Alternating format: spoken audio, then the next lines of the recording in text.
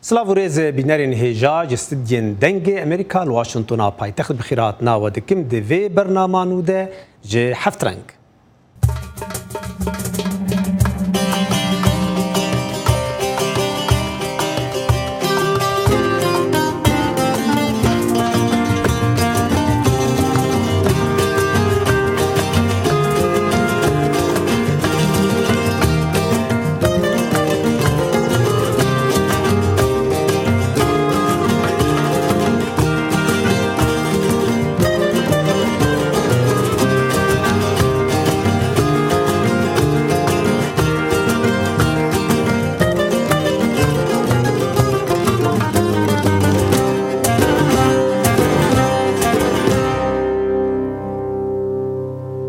موزیکا کردی برسنیا خواه روکی زلال و جوانج چاندا کردی پیشکشی خلکی بیانی دکه جبرویجی او بگیانی وی ملتی و گریدایه هنرمند نافدار علی اکبر مرادی ل کالیفرنیا کنسرتک جوان جی موزیکا کردین یارسان دیاری امریکیا کرد.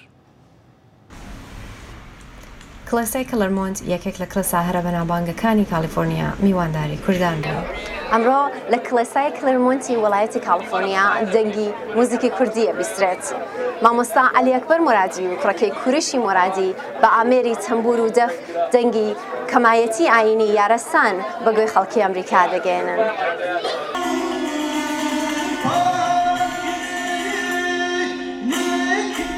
مامۆستا علی ئەکبەر مرادی یەکێک لە بەناوبانگترین تەمبورژەنەکانی کوردستان و ئێرانە کە دەیان خەڵاتی وەرگرتووە. ئەو لە ناوچەی کەلهۆری کرماشان لەدایک بوو لە تەمەنی 6 ساڵانەوە دەستی بە تەمبورژەنی کردووە. تەمبور ئامێرێکی کۆنی 5000 ساڵی ئۆلانی کەم ماوەی 1000 ساڵە کە موزیکی ئاینی خەڵکی یارەسانە. هەر بۆیە مامۆستا مرادی دەڵێت تەمبور لە ژیانی گیانی ئەودا بوو بە بڕوای ئەو ئامانجی سەرەکی ژیانی خزمەتکردن بەم ئامێرەیە و لە ڕاستیشە ژیانی بۆی تەرخان کردووە. مامۆستا علی ئەکبەر مرادی لە ڕۆژهەڵاتی ناوەڕاست و لە وڵاتانی ئەوروپی و ئەمریکی کۆنسرت و وتاری بووە. زیاتر لە 7 مەقامی تەمبوری لە کتێبێک پێکهانیوە کە لە فەڕەنسا و ئێران بڵاوبۆتەوە و ماڵی تەمبوری لە کرماشان دامەرزاندووە و لە کوردستانەوە دەرەوەی وڵات خوندکاری جۆرواجۆری بووە. نە هندوو نە گەبر نە بوتپەرەستم نە تەرساوبەکەی زناڕوە دەستم عاشق و مەعشوق دەیری و دیوانەم من شهره شهرم رسوای زمانم. أنا یک جگه ایم باید نتیجه رسید که یعنی گشتی قصه سیاست مداری له اما خط مرزیه اما مذهبه اما انا گشتی محترم اعتقادات مذهبی هر کس وقتی محترم خطوط مرزی محترم ملیت محترم ولی یعنی هیچ کاری مهمتر انسان و انسانیت نیست. انسانیت دگشت یعنی مهمتره. من خون به شخصه بیشتر و انسانیت اعتقادم هستم. مامۆستا دەڵێت تەمبور 3 دەستە مەقامی هەیە. مەقاماتی کەلام تایبەت بە ئاینی یارەسان، مەقاماتی مەجلیسی یا باستانی گۆرانی کوردیەکانن وەکو هۆرەکان، ساروخانی هێژانی و مەقامی مەجازیەکان پەیوەندیان بە ژیانی مرۆڤ هەیە وەکو شەڕ، عاشقی، سوارکاری و هەتا دوایی. داستان تەمبور عرفان که مرتبط با تنبوره عرفان تنبور عرفان پهلوان است فقط که عرفان جوانمردیه. عرفان اواسته که مثلا یابان پر خود متمرکز بید کمک بکید قوی بید در این حال انسان شریف و انسان خاصی بید و خیرخواه مرده بود کمک مرده بود. کوریشی مرادی کوڕی مامۆستا علی ئەکبەر مرادی کە خوندکاری پزیشکیە تەمبور و دەف دەژەنێت و دەڵێت لە ساڵانەی ژیانی لە هەندەران لە ئەوروپا و ئەمریکا موزیک باشترین هاوڕێژیان و تەنیاییەکانی بووە. تنبور لحاظ صدادهی و خیلی نزدیک و موسیقی غربی چون که برعکس سازل ایرانی مثلا که روب پرده دارن و فرض مثلا یه نوت شکنن بوده مثلا نصف و یک چوارم تنبور یک چوارم نیره. هر جور موسیقی غربی یا پیانو یعنی که جنن اوان که دقیقاً نوت کامل دارن نصف نوت دارن نوت کامل. ئەردەشی ڕەشیدی بەرپرسی ڕێکخراوی کوردیش ئەمریکن ئەجوکیشن سۆسایەتی و بەڕێوەبەری بۆنەی ئەمڕۆ دەڵێت گرنگە بێ لە پەیوەندی سیاسی و ئابووری پەیوەندی عرفانیش لە نێوان کورد و ئەمریکا دروست بکرێت. موسیقی بنیادیه، موسیقی ریشه‌ایه لناو دل و فکر جیگردن برزو بکیم لجامعه کرد موسیقی عرفانی من هست و موسیقی به اصطلاح تجارتی ولی اوقا فرهنگ کرد غنیه که خوشبختانه ایما او ریشه قول و قوی و غنی موسیقی کردی دیری من و باید باری من و بار و به نظر من او ارتباطه که بگل آمریکایی‌گانا برقرار بکه زور بدلیان نیشت زور بدلیان نه دنیا بدلیان نیشت بر روحیان نیشت موزیک زمانێکی نێونەتەوەیەوە دەتوانێت پردێکی پەیوەندی بەهێز لە نێوان کورد و ئەمریکی بێت. ئاوا هۆما دەنگی ئەمریکا کالیفۆرنیا. بهرا هنری تمن و رگزی نزانه او به خیال و کارینا مروفان و گریدایه و ساجی کچا کرد سپیده یا تمن 10 سالی به نگار کشی دربرینی خواه ده برچاوان که به هفره لچیروکا سپیده تماشه بکن. هشتا تمنی 10 ساڵە و کەچی 7 ساڵە وێنە دەکێشێت. لە 3 ساڵیدا یەکەمین وێنەکە کێشای وێنەی درەختێک بوو. بەڵام بە ڕەنگیشین سپێدا دەڵێ ئەو کات تەنیا ڕەنگیشینم دەناسی وەڵام ئێستا زۆرترین ڕەنگ. تەمەنم 3 ساڵ بوو زۆرم حەز لە ڕەنگی ئاسمان بوو ڕەنگی ئاسمانی شین بوو.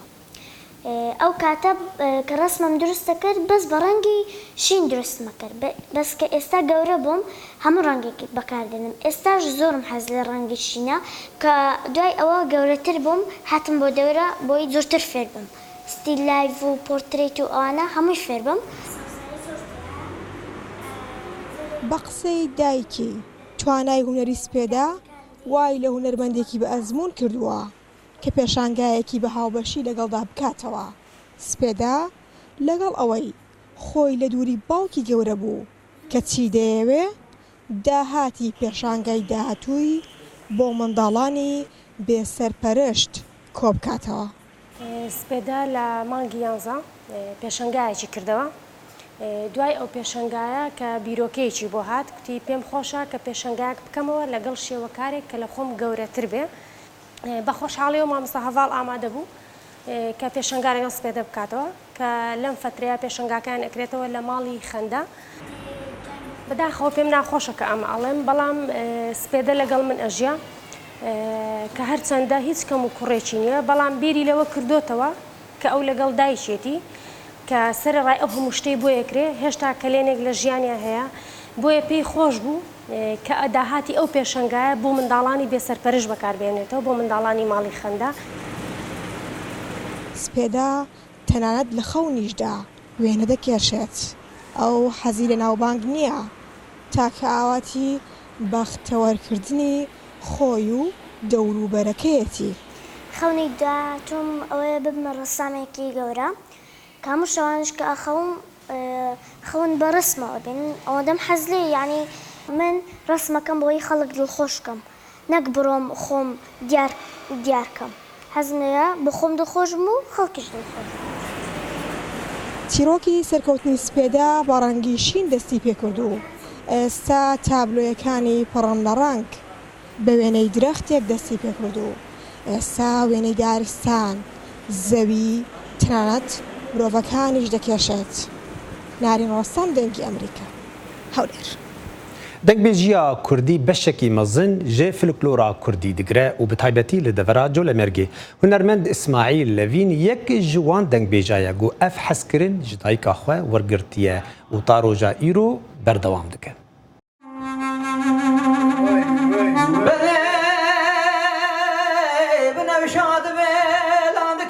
Duwarê wêjeyê da dengbêjî bêguman ji bo zimanê Kurdî stûnek herî giring e û kevneşopiyeke bêmînak e. Dengbêjî li gor dewlemendiya her hereman jî bi naverek bin cûr be cûr derdikevin pêşa me. Her wiha ji bo jiyandina zimanê Kurdîn jî hunerek qedirgiran e. Dengbêj Simayîl Seyranoğlu ku di vî warî da xebatan dimeşînê jiyana xwe li ser dengbêjî afrandiye.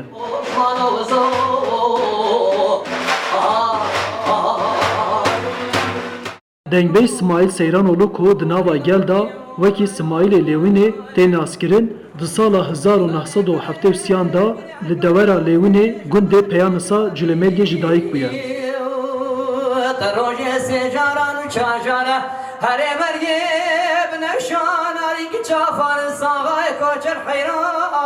Dengbej Seyranoğlu li Culemêrgê dijî û ji bo tevlîbûna bernameyan li bajarên Kurdan digere.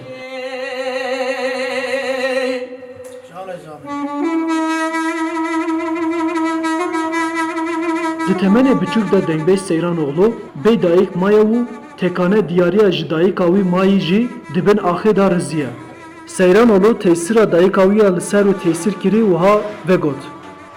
ومختاري قلت تلفون كير بو والله باندي كردي وشيرن دي جندرمين اگنده وفي جار بدري باندا دي كم جنافا باندا دا بو دنگي به مبهدارت که مبره خطای كسيت مالي فرد مالي برن او باند دنگي دي كم جني باندي كي دا برن تونه بن آخدا حتى دنگي دي كم بن آخدا رزي Dengbej Seyranoğlu dibêje ku ji bo dengbêjiyê tesîra malbata wî li ser wî bûye û bapîrê wî jî di dema xwe da li herêmê dengbêjekî navdar bûye.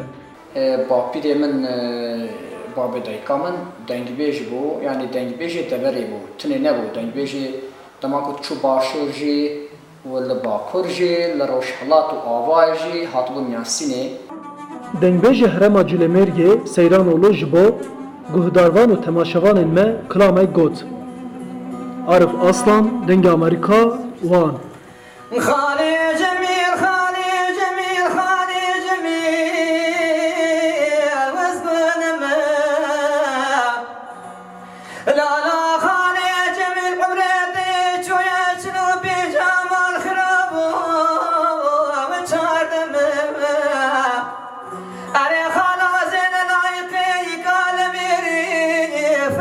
Lê Enqera Festîvala Pirtûk û belgeyên kin ve bûgo di wê de pelên dîrokê careke din vejîn bûn. Got serdemeke zêrîn ji nivîsîn û çapkirinê anî berçavan.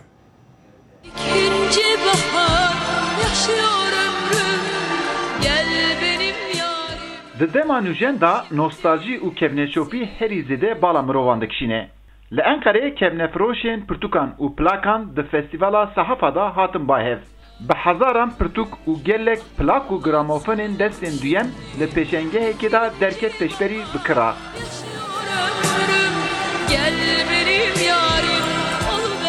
Di vê pêşengehê da baş tê dîtin ku hiç tiştek betal naçe. Her tiştekî kev sedî da set bikirekî wî heye û lê wisa diyar dibe ku nostaljî zêdetir bala bikira dikişîne. Şenol Gurkan bi xwe xudanê plak û gramofonên destê duyeme.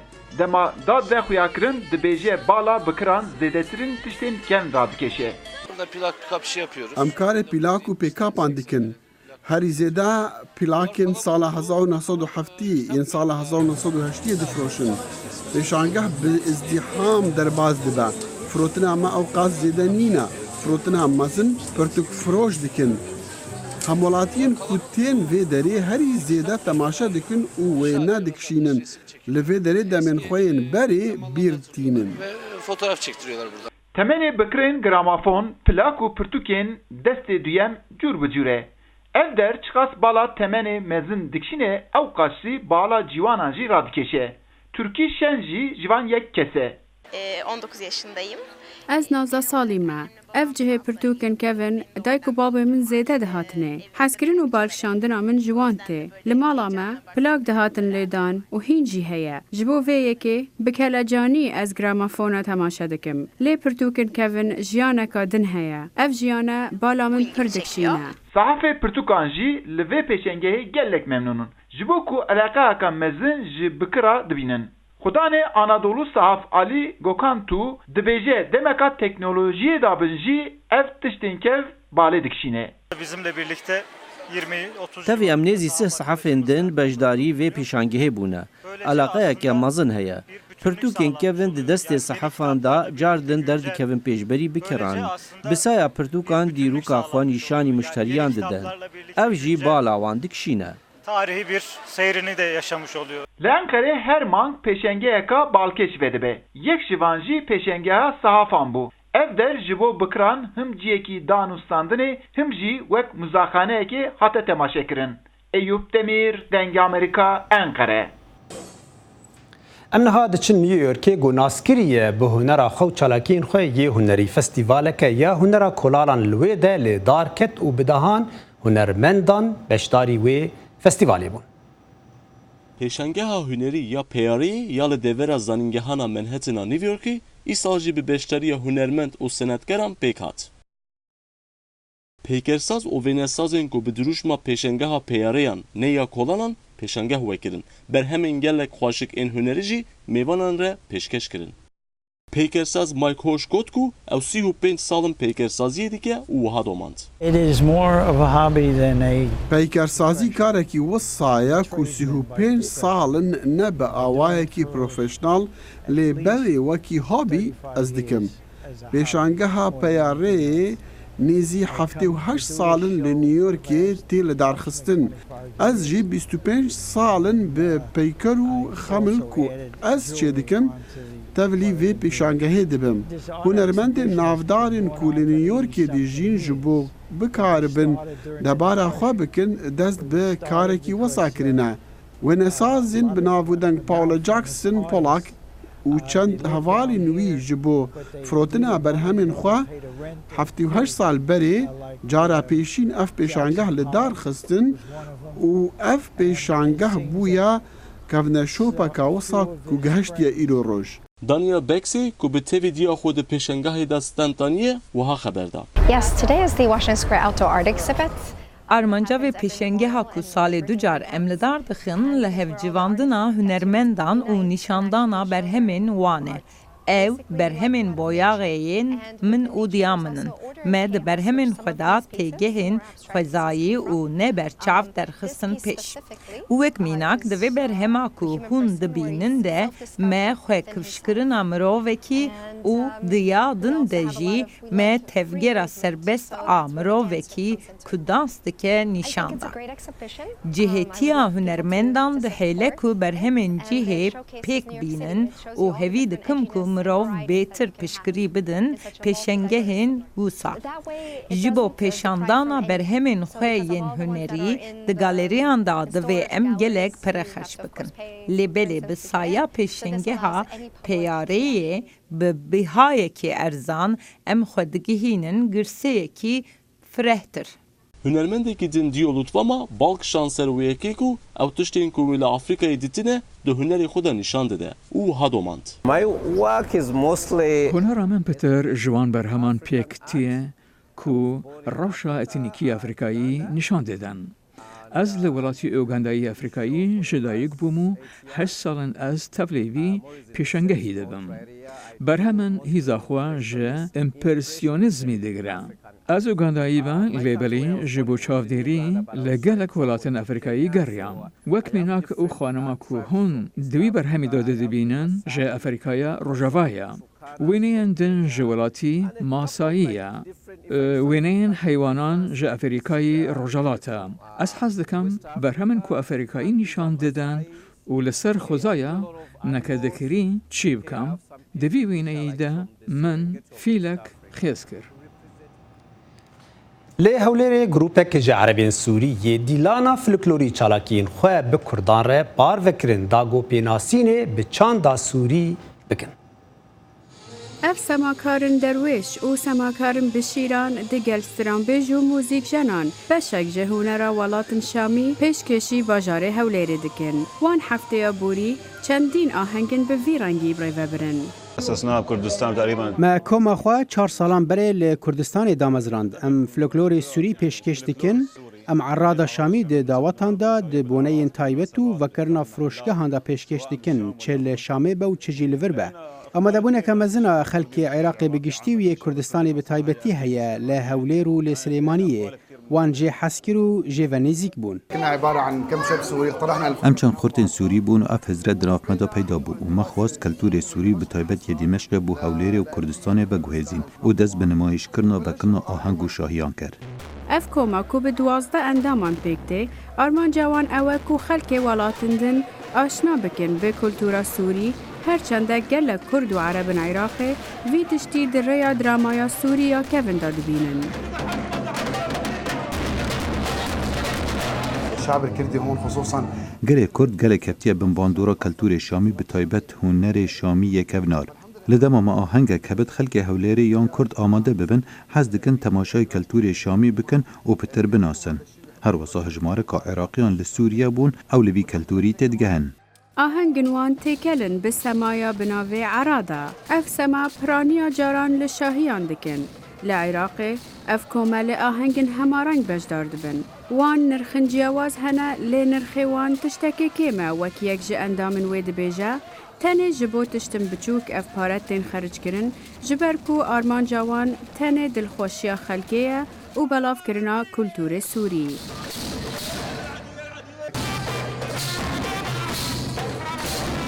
ذكرتنا بتراثنا كالتوري ما إنادا بيرما هروسا أم بتر بفي كالتوري وگریداین سماو گواندا به شیران زور جوان بو و سترانن مبهستین خربی ولات و حسی و گرانی اینادا هزراما همو رنگ کلتوره چه عراقی یان سوری کلتورکا جوانا اندامن وی کومیل هولیری رونشتنه لی جار جار او سردانا باجارن خوال سوریه دکن راویندوسکی دنگ امریکا لی واشنطن پایتخت پیشنگهک ده درباری دسترێژەیە سێکسی لەسەر ژنان هاتە لێدارخستن بە شێوەیەکە باڵکێش و چالاک. ئەم پۆستەر و چوارگۆشە ڕەنگاڵانە 3000 چیرۆکیان لەخۆگرتووە چیرۆکی تایبەتی مرۆڤەکانە. هەر چوارگۆشەیەک گەیاندنی نامەیەکی ڕزگاربووی دەستدرێژی سێکسی و ئازاردانی جەستەیی و تونند و تیژی خێزانی لەخۆگرتووە. چیرۆکی ژن و پیا و مناڵانی سەرتاسەری ویلایەتە یەکگرتووەکانی ئەمریکا و مەکسیک. ئێمە بەهۆی ڕێکخراوەکەوە ڕزگار بووین سەرەتاش پێداویستیەکانی قوربانیەکان دەخەینە ڕوو بەهۆی دروستکردنی سەکۆیەکی گشتی. پۆستەرەکان بووەتە ڕاخەرێک لە ناشناڵ مۆڵی واشنگتن بە هەردوو زوبانی ئینگلیزی و ئیسپانیش لەسەریان نووسراوە و دەیانەوێ ئەوە بە خەڵک بگێنن. تۆ بە تەنها نیت. ئەمە نمایشی کۆتاییە نمایشی پەنجاومینە لە سەرتاسەری ئەمریکا و مەکسیک بەڕێوەمان بردووە لە 33 شاری جیاواز و بۆ ماوەی 7 ساڵان. 4 مانگە ئەم هەڵمەتە سەرنجی قوربانیەکی ڕاکێشاوە تاوای لێ هاتووە ئێستا لەگەڵیان بەشداری دەکات. لەو کاتەوەی کە ڕووداوەکە بەسەرمدا هاتووە نەمتوانیوە چیرۆکەکەم باس بکەم و بیژەرمەوە بەڵام لە تەمەنی 9 ساڵیدا ڕوبەڕووی دەست درێژی سێکسی بوومەوە ئەو ژنانەی لێرە لە مۆنومنتی فۆرس ڕێگەیان پێدام چیرۆکەکەم باس بکەم. زامەکان بەتایبەت زامی ئاکامی توندوتیژی لەسەر بەچینەی ڕەگەزی دەستێژی سێکسی لە ڕۆح و جەستەدا دەمێنێتەوە. جاکاتێک ئەو وێنە پێکەوە دووراوانە دەخەیتە ڕوو زۆر جار وەک دەرزی چارەسەر بە چەقاندنی دەرزی بۆ چارەسەر وایە و شوێنی زامەکان دەکاتەوە. هەروەها ئەوانەشی تێنانەت وەک زیندوماوانی دیاری ناکرێن هەرکە ئەو وێنانە دەبینن ئەوان هەست دەکەن کە لە مێژووی ژیانیاندا تووشی توندوتیژی سێکسی بوونەتەوە. ئەوانەی ئەم بۆنەیان ڕێخستووە دەڵێن کارەکەیان تەواو نەبووە. ئەم نمایشە تەنها بۆ ئەوەیە لە ڕێگەی هەندێکەوە ئەو توندوتیژیە سێکسیە بگێنن بە بینەرێکی بەرفراوان. چارەسەریشە بۆ کۆمەڵێک ڕزگار بوو هیوای گۆڕانکاریشان پێ ئەبەخشێت. هونەرمەند برنی تۆپن پێشەنگەهەکە تایبەت vekir got beşekî mezin ji bîrokeyên wî di derbarê mûzîk û gîtarê de diyar da. Ev hunermend bi xwe yê got stranê hunermendê Brîtaniyê navdar Elton John dinivîse. بێرنی تۆپن ماوەیەکی زۆر کاری موزیشی لەگەڵ ئێلتۆن جۆندا کردووە بەڵام نووسەرێکی کاری هونەری بینراوە هەنگاوی ناوە بەرەو شوێنێک بۆ کردنەوەی پیشانگایەک لەو بارەیەوە. کارە هونەرەکانی بێرنی تۆپن بە ناونیشانی هونەرمەندەکە و ڕکابەر و دەنگدانەوەی ئامێرە موزیکەکەی لە مانگی 6دا لە گەلەری مایکل پیشان دەدرێت. پیشانگاکە بیستکاری نەبینرا و چەند پەیکەرێک لە ژیانی و کارە هونەرەکانی کە لە وایر و تەری دەرکاوی دروستکران و گیتارشکاوەکان و کۆمەڵێک ئاڵای ئەمریکی جیاواز پێک هاتوون. ئەم پیشانگایە لە 7 مانگی 6ەوە تا کۆتایی ئەم مانگە بەردەوام دەبێت.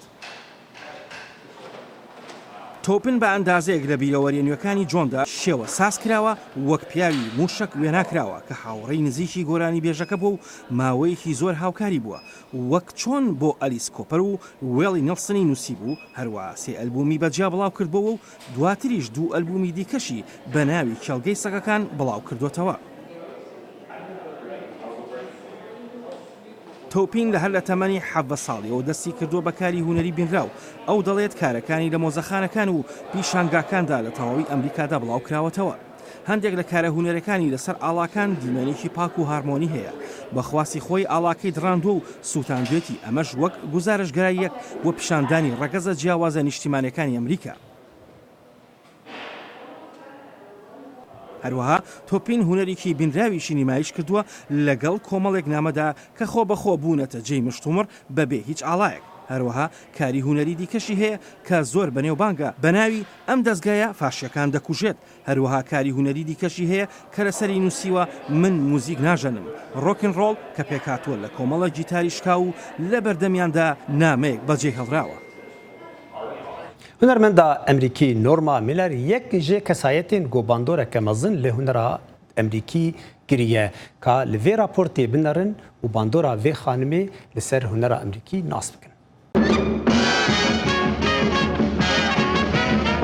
نۆرما مۆنەر لە ناو جوڵەکانی لێندا هۆبدا دەدرەوشێتەوە وەک کە دیارە لە فیلمی هیلزا پۆپیندا لە ساڵی 1940دا. ئەم سەماکەرە لە شاری نیویۆرک لە هارلم لەدایک بووە. هەمیشە ئامادەبوانی سەرسام کردووە لە کاتی گەشتنی دەوڵەتیەکانیدا لە نێوان ساڵانی 1930 بۆ 1940دا. شێوازی سەمای جاز فیوز و داگرتون و دوورکەوتنەوە و سەمای شارستن نمایش دەکات هەروەک بە شێوەیەکی گونجاو سەمای ئەفریقی ئەوروپی تێکەڵ بە یەکتر کردووە. من تەنانەت بیرم نییە کەی ئارەزوم بۆ سەماکردن هەبووە. من لە هەموو ژیانی خۆما سەمام کردووە. من هەرگیز بیرم نییە کەی دەستم بە سەما کردووە. هەمیشە سەمام کردووە.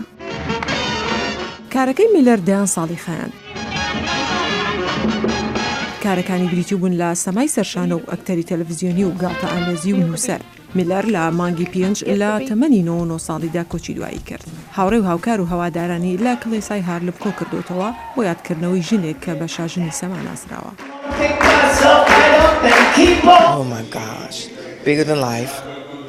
ئەی خودایە گەورەتر لە ژیان زۆر ڕاستەقینە شێتانە بەڵام کارکردنێکی سەخت زۆر جددی بوو لە سەرکارەکەی خۆی ئەو حەزی بە مۆسیقا بوو ئەو دەویست وا لە خەڵک بکات پێ بکەنن ئەوەی ئێمە دەتوانین لێرە بیکەین یادکردنەوەی ئەو ژیانەیە بۆیە ئێمە خەمبار نین. وەک کچێک میلەر لە گەڵدایکی دەژیا لە ژوورێکی سەرشەقام لە هۆڵی سەمای ساڤۆی ئەفسانەیی ئەو سەمای لەسەر شەقامەکان دەکرد بۆ بەدەستهێنانی بژێوی ژیانی و هەرزوو بەهۆی ئەو بەهرەیە کە هەیبوو کاری دەستکەوت لەگەڵ کەسانی ناوداردا سەما بکات وەک گروپی سەمای رایترز لیندی هۆپەرس. دواتر لە نادیشەوانە و گازینۆکاندا سەمای دەکرد ئەو شوێنانەی کە زیاتر هونەرمەند و کەسە بەناوبانگەکان سەردانیان دەکرد. ئەو یەکەم ئەکتەر و سەماکاری ڕەشپێز بوو کە لە شوێنێکی وەک لاس ڤێگاس و کەنارەکانی مایامیدا سەما بکات. بە گوێرەی بەهاو پەیوانەکانی ژیان ئەو زۆر تیشکی دەخستە سەر ئەوە و بەڕوونی دیار بوو کە لە ژیاندا چی دەوێت. ڕێگەی بەخۆی نەدا کە بە شتێکی ترەوە سەرقاڵ بێت. بەگشتی خەڵک دەیزانی ئەو چۆن بوو. من بەو شێوەیە دەڵێم کە ڕێگە نەدەن بواری سیاسی و کۆمەڵگە لە ئەمریکا پێناسەی مرۆڤایەتی بکات. نۆرما دەبایە بڵێت ئەگەر نەتوانی سواری ئەسب بیت ئەوە مانگا بەکاربێنە ئەو ڕێگەیەکی دۆزیەوە بۆ ئەنجامدانی شتێک یەک ڕێگا بۆ دۆزینەوەی ڕێگاکانی تر ئەوەشی لەگەڵ خۆشەویستیدا کرد ئەو بە خۆشەویستی توانی زاڵ بێت بەسەر هەموو شتێکدا. من دەڵێم باوەڕمان بە یەکتر هەبێت یەکترمان خۆش بووە چونکە تۆ دەبێت خۆشەویستی بخەیتە شوێنی ڕقەوە گوێ بگرە ئەگەر تۆ شوێنی نووسنەکە زۆر باشە ئەوە ڕاست ناکەی ئەوە ئەو شتەیە کە تۆ ئەیکەی بەر لەوەی بمریت تەنها یەک شت هەیە من شتەکانی خۆم و سەمای خۆم دەکەم بەردەوام بە لەسەر سەماکردن. میلەر دوایین کەسە لەوانەی ماونەتەوە لە هەر ئەکتەرە سەرەکیەکانی لیندی هۆپەرس هەتا دواترین ڕۆژەکانی تەمەنی.